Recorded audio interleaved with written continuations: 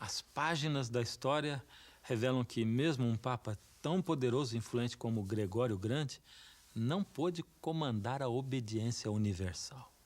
Sua forte oposição contra os cristãos que observavam o sétimo dia da semana como o dia santo não recebeu apoio unânime. Por exemplo, na cidade de Milão, os cristãos se atreveram abertamente a observar o sábado, apesar da condenação do Papa com respeito à prática.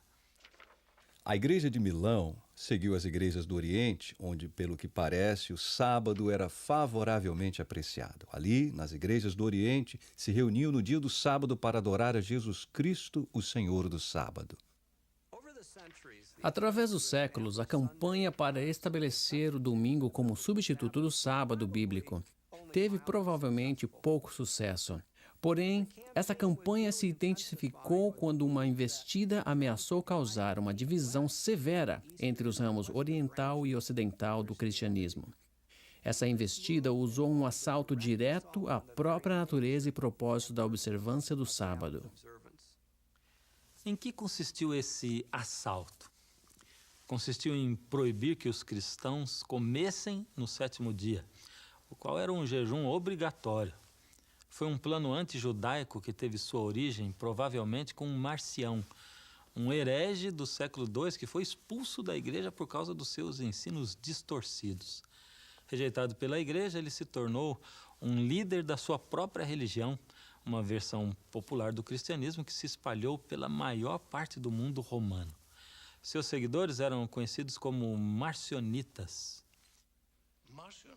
Marcião queria desacreditar o santo repouso do sábado por ser a imagem da criação. Segundo ele, a criação era uma obra má feita por um Deus mau, o Deus do Velho Testamento. Ele fazia distinção entre o Deus do Velho Testamento e o Deus amoroso do Novo Testamento. A igreja rejeitou esta ideia porque a criação foi uma obra boa e o Deus do Velho Testamento é o mesmo que o do Novo.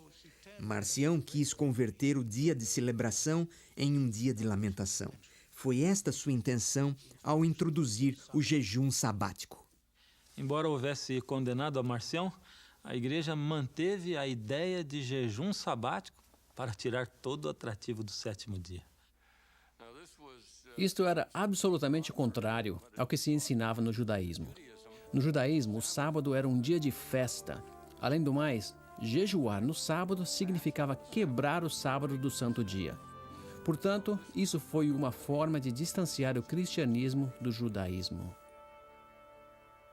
Converter o sábado em um dia sem comida foi uma estratégia muito eficaz, principalmente porque a sexta-feira também era um dia de jejum para muitos crentes.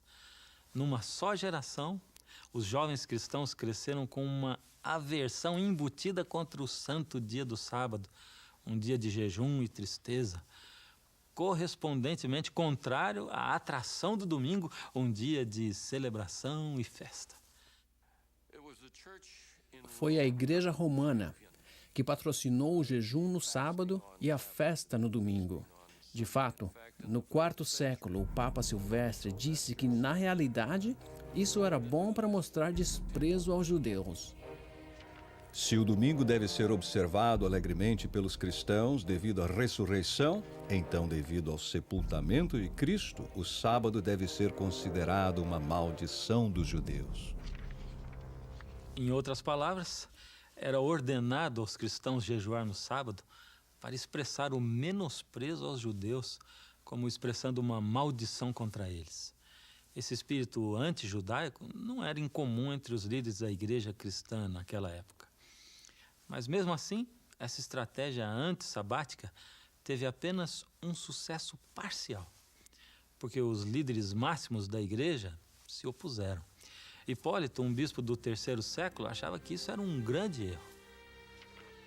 Ainda alguns hoje mandam jejuar no sábado, do qual Cristo não falou nada, desonrando assim o Evangelho de Cristo.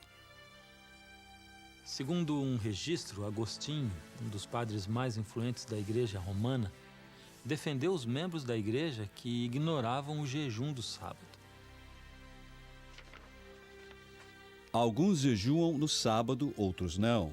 Alguns tomam diariamente o corpo e sangue de Cristo, outros tomam nos dias marcados.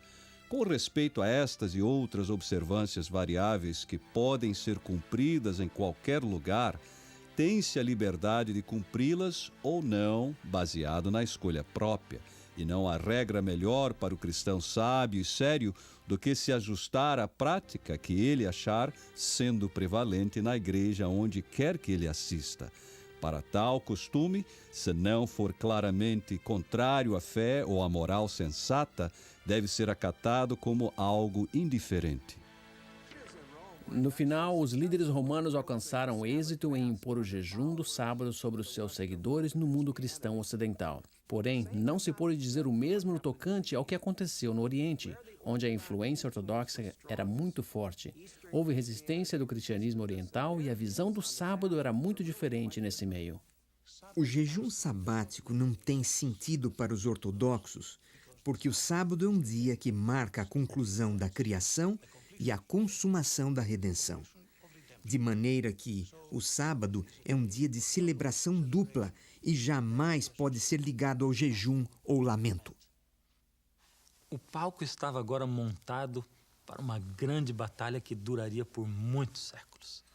De fato, a discórdia sobre o jejum do sábado acabou desempenhando um papel-chave na quebra entre o cristianismo romano católico e o ortodoxo oriental por 900 anos.